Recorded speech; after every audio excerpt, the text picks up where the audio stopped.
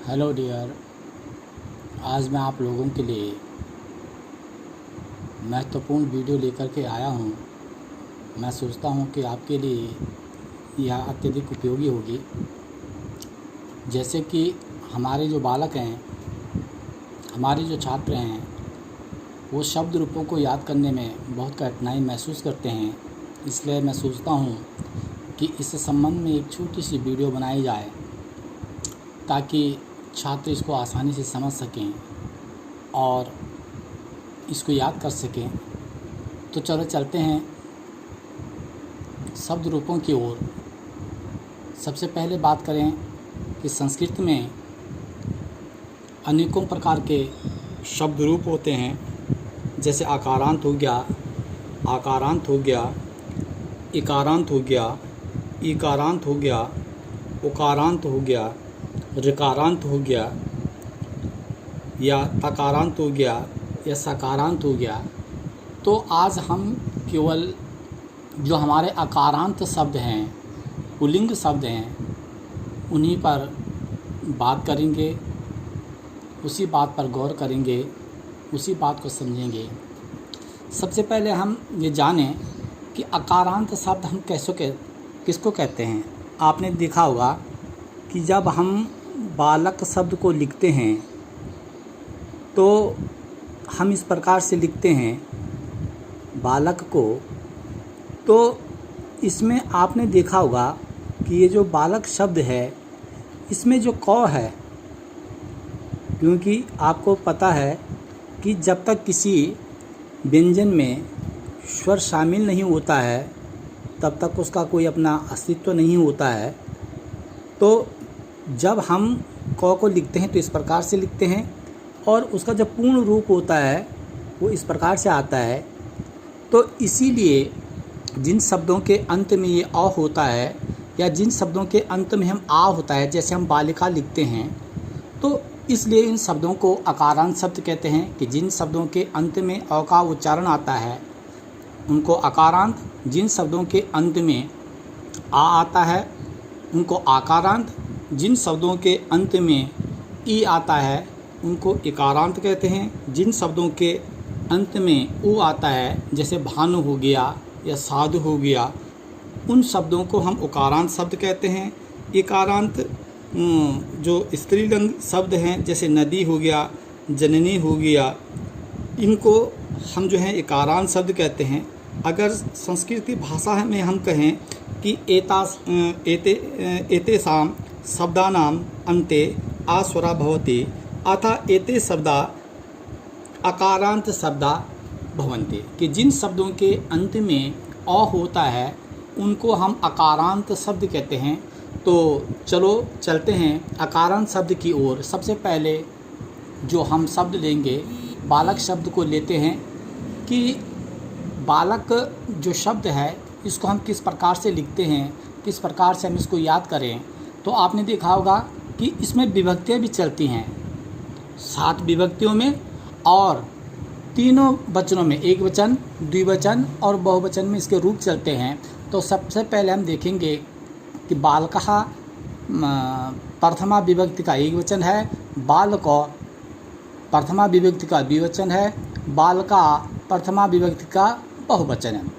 तो इस प्रकार से आप देखते हैं कि हम जो बालक शब्द के रूप याद करते हैं या शब्द रूपों को याद करते हैं कि बालकः, बालको, बालका, हम तो इसी प्रकार से इसको याद किया करते थे। बालकम, बालको, बालकान, या बालकेन, बालकाभ्याम, बालकै, या बालकाय, बालकाभ्याम, बालकेभ्या, बालकात्, बालकाभ्याम, बालकेभ्या, बालकस्य, बालकयो, बालकानां, या बालके, बालकयो, बालकेषु, हे बालक, हे बालको, हे बालका। आपने देखा होगा कि ये जो संबोधन है इसमें प्रथमा विभक्ति का ही रूप लगता है, केवल इसके आगे से हे लग जाता है और यह हमारा संबोधन कहलाता है। अब बात करें कि बालकः, ये प्रथमा विभक्ति का बहुवचन है। आप चाहें, आजकल के जो हमारे साहित्यकार हैं या जो संस्कृत साहित्य को जानने वाले हैं, वो कहते हैं कि हमारे बच्चे इस प्रकार से रूपों को याद करने में कठिनाई महसूस करते हैं। तो एक नई तकनीक के अनुसार यदि हम रूपों को इस प्रकार से याद करते हैं कि बालकः बालकम बालकेन बालकाय बालकात बालकस्य बालके हे बालक, तो बच्चों को इस प्रकार से ये रूप जो हैं आसानी से याद होते हैं। तो आप चाहें तो इस प्रकार से, जिस प्रकार से आपको सहूलियत महसूस होती है, आप जिस प्रकार से अपनी सुविधा समझते हैं, तो इस प्रकार से आप इसको याद कर सकते हैं। बालकः बालकम बालकेन बालकाय बालकात बालकस्य बालके हे बालक, या बालको बालको बालकाभ्याम बालकाभ्याम बालकाभ्याम बालकयो बालकयो हे बालको, या बहुवचन में आप देखिए बालका बालकान बालकय बालकेभ्या बालकेभ्य बालकानाम बालकेषु हे बालका। तो जिस प्रकार से आपको सहूलियत लगती है, सुविधा आप समझते हैं, आप आसानी से उसको याद कर सकते हैं, तो इस प्रकार से भी आप इसको याद कर सकते हैं। और यदि आपको बालक शब्द के रूप याद हो जाते हैं, तो आप अकारांत जितने भी जो हैं ये पुल्लिंग शब्द हैं, चाहे वो बाल शब्द हो, बालक शब्द हो, नर शब्द हो, मनुष्य शब्द हो, मानव हो, देव हो, इस प्रकार के अनेकों जो शब्द हैं जिनके अंत में अ आता है, उनको आप आसानी से उनके रूप बना सकते हैं और उनको आप आसानी से समझ सकते हैं। अब थोड़ा सा इसमें विभक्तियों की बात करें कि किस प्रकार से इनमें विभक्तियाँ लगते हैं, जिनको हम कारक चिन्ह बोलते हैं। 7 हमारी विभक्तियाँ होती हैं और ये कारक चिन्ह होते हैं कि प्रथमा विभक्ति में ये बालक शब्द के आगे विसर्ग लगा हुआ है, ये प्रथमा विभक्ति का एक वचन बालकः, एक बालक ने। आपने कारकों के संबंध में पढ़ा होगा, कर्ता ने कर्म को करण से, संप्रदान के लिए, अपादान से, इसको अलग होने के अर्थ में इसको प्रयुक्त किया जाता है। बालकस्य षष्ठी विभक्ति का एक वचन, इसका जो संबंध, इसको संबंध कहते हैं, संबंध स्थापित करता है। का के की ऐसा इसका अर्थ आता है। और बालके सप्तमी विभक्ति अधिकरण में पेपर, इस प्रकार से इसका अनुवाद किया जाता है। बालकः एक बालक ने, 2 बालकों ने और बहुत से बालकों ने।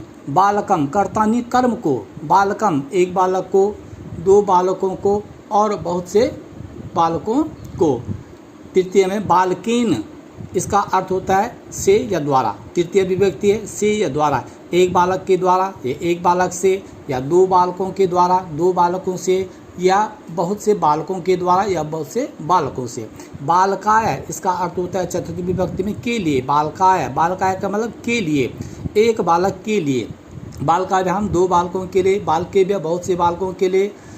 अगला आता है बालकात, पंचमी विभक्ति है, अलग होने के अर्थ में इसका प्रयोग किया जाता है। बालकात कि बालक से, एक बालक से, 2 बालकों से, या बहुत से बालकों से। जैसे हम इसका अनुवाद कर सकते हैं कि बालकः वृक्षात् अपतत, कि बालक वृक्ष से गिरा, या बालकः अश्वात् अपतत, या वृक्षात् पत्रम पतति। इस प्रकार से इसका जो है उपयोग किया जाएगा, अलग होने के अर्थ में इसका प्रयोग किया जाता है। बालकस्य, बालक एक बालक का, एक बालक की, एक बालक के, जिस प्रकार से भी सेंटेंस हमारा होगा, हमारा उस प्रकार से अनुवाद किया जाएगा। बाल का नाम, ये बहुवचन में इसका प्रयोग किया जाता है। तो यदि हम इस प्रकार से इन रूपों को याद करते हैं, इनके अर्थों को समझते हैं। यह सप्तमी विभक्ति है। बालके, एक बालक में, पे पर, या 2 बालकों में, या बहुत से बालकों में। बालकेषु, इस प्रकार से इसका विभक्तियों में प्रयोग किया जाता है या कारक चिन्हों का प्रयोग किया जाता है। आप देखेंगे यदि हम बालक शब्द के रूपों को याद करते हैं या अकारांत शब्दों को हम याद करते हैं, तो आप पाएंगे कि अनुवाद करने में आपको अत्यधिक सुविधा होगी और आप आसानी से अनुवाद कर सकते हैं संस्कृत में। और यदि मेरा कहना ये है कि मैं सोचता हूँ कि कम से कम आपको जो है 25% जो है संस्कृत आ जाएगी। आप देखिए कि जो हम कारक चिन्हों का प्रयोग करते हैं, कर्ता ने कर्म को करण से, संप्रदान के लिए, अपादान से, या संबंध का के की, या अधिकरण में पेपर, और उसके बाद आता है संबोधन। और संबोधन में हम क्या करते हैं कि प्रथमा विभक्ति का जो हमारा रूप है उसके आगे हम हे लगा देते हैं और वह हमारा संबोधन बन जाता है। तो आप इस प्रकार से इन रूपों को याद कर सकते हैं। बालकः बालकम बालकेन बालकाय बालकात बालकस्य, बालके हे बालक। इसी प्रकार से यदि हम राम शब्द के रूप बनाते हैं तो राम शब्द के रूपों को भी याद कर सकते हैं। रामः रामम रामीण, रामाय रामात रामस्य, रामे हे राम। कैसे कि रामः रामम रामीण, रामाय रामात रामस्य, रामे राम, रामः रामम रामीण, रामाय रामात रामस्य, रामे राम। इस प्रकार से इसको याद कर सकते हैं। आप देखेंगे कि द्वितीय विभक्ति में जो प्रथमा विभक्ति और द्वितीय विभक्ति के जो रूप हैं वो सेम है, एक समान है। इसमें है बालको, राम शब्द के बनेंगे तो रामो। इसमें भ्याम लगाना पड़ता है किसी भी मूल शब्द के आगे। इसका रूप बनता है तृतीय विभक्ति में, चतुर्थी विभक्ति में, पंचमी विभक्ति में। एक समान इसके रूप होते हैं, तृतीय, चतुर्थी और पंचमी एक समान इसके रूप चलते हैं। रामाभ्याम या रामाभ्याम। षष्ठी में आएगा रामयो, सप्तमी में भी आएगा रामयो। तो आपने देखा द्विवचन के रूप बहुत आसान होते हैं कि केवल प्रथमा और द्वितीय के एक समान चलेंगे, तृतीय, चतुर्थी और पंचमी के एक समान चलेंगे, और षष्ठी में एक समान होंगे और सप्तमी में एक समान होंगे। ये षष्ठी और सप्तमी एक समान होंगे। उसके बाद आप देखिए कि बहुवचन में बालकाः, यदि हम बालक शब्द के आगे आ की मात्रा लगा करके विसर्ग लगा देते हैं तो ये इसका बहुरूप बन जाता है। बालका, बालकान, बालकै, बालकेभ्य, बालकानां, बालकेषु। बालका, बालकान, बालकै, बालकेभ्य, बालकानां, बालकेषु। उसी प्रकार से रामा, रामान, रामे, रामेभ्य, रामाणाम, रामेषु, हे राम। तो इस प्रकार से यदि हम एक शब्द रूप को याद करते हैं, अकारांत पुल्लिंग शब्दों को, तो अनेकों रूप हम बना पाएंगे और अनुवाद करने में हमको आसानी होगी और कारक चिन्हों के बारे में हमको जानकारी हासिल होगी। तो जब हम अनुवाद करेंगे, कारक चिन्हों का जब हम प्रयोग करेंगे, जब हम अनुवाद करेंगे तो आसानी से हम अनुवाद कर सकते हैं। तो मैं सोचता हूँ आज के लिए इतना बहुत है। आपके लिए यह वीडियो बहुत उपयोगी होगी, ऐसी मैं आशा करता हूँ, और आप इसका नित्य अभ्यास कीजिए। मैं सोचता हूँ आपको ज़रूर इसमें सफलता हासिल होगी। धन्यवाद।